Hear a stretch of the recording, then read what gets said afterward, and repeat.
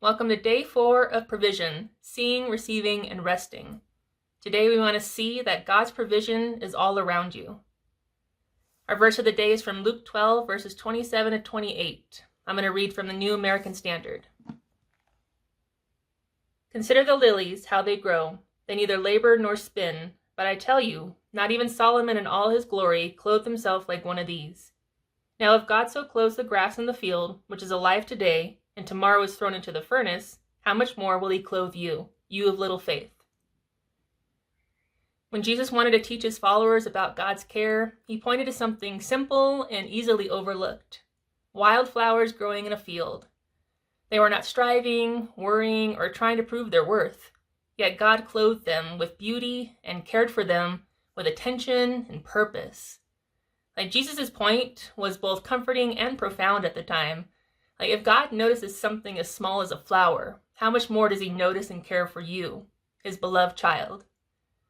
Many times the problem is not that God is failing to provide. The problem is that we have learned to recognize provision only when it comes in these dramatic ways. We celebrate the major breakthroughs, the unexpected financial blessings, and the obvious answers to prayers. Yet we overlook the countless gifts that quietly support our lives each and every day. And we forget that provision includes strength for the day, meaningful relationships, opportunities, more than just jobs, protection, peace, and wisdom. And even the simplest of blessings can become familiar once you notice them. And what if many of these things you call ordinary are actually evidence of God's ongoing care in your life? What if your routines and resources and blessings you rarely think about are actually reminders that God has been faithfully providing for you all along? Sometimes the greatest shift in perspective happens when we stop searching only for the extraordinary miracles and begin to notice the daily evidence of God's provision, his faithfulness that easily surrounds us all day, every day. So today, ask God for help to see your life through the lens of his provision. You may discover that you are far more cared for than you realize. So I have a remembering moment for you today. Take a moment and look back at your life as it exists right now. Think about the prayers God has already answered for you, the needs that he's already met, and the blessings that have become so familiar that you rarely notice them anymore. Consider the things that you once hoped for, worried about, or waited for that are now simply part of your everyday life. What feels ordinary today may have once been something you earnestly asked God to provide for. Gratitude grows when we remember that today's normal was once yesterday's prayer. So take out your journal, sit down, and write down. Really remember.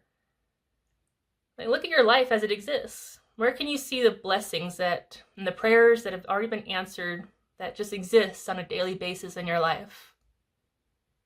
And as a further practice of provision, I have a short expansion of awareness for you, kind of practice. Throughout the day, I want you to intentionally pause and ask yourself this question: could this be God's provision? Now look beyond financial or material needs. Notice anything that supports you, strengthens you, encourages you, protects you, comforts you, and just helps you in any way. Pay attention to moments of peace, helpful conversations, opportunities, resources that you have, the health that you have, wisdom, timing, and unexpected kindness from people. Challenge yourself to look deeper than usual. Rather than identify only 1 or 2 examples, make it your goal to discover at least 5 ways that God has provided for you today. And if you love positive affirmations like I do, just as reminders, here's a few positive provision declarations to repeat to yourself, to remind yourself that provision is all around you. God is still providing for you. Tell yourself, God's provision is all around me. I choose to notice what I have previously overlooked. My life is filled with evidence of God's care, faithfulness, and attention. Today I will open my eyes to his goodness, remember his provision, and give thanks for the many ways he is caring for me. And God is at work in my life, and I choose to see it. So choose to see the provision all around you. Sit with him. Really look into your life, your daily life. Where is your answered prayers that are just existent now?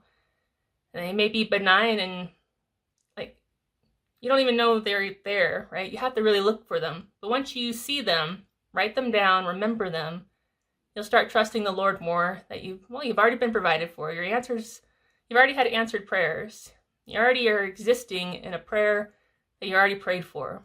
So you can trust that He will lead you to the next step, the next evolution of your walk, and He will continue to provide for you.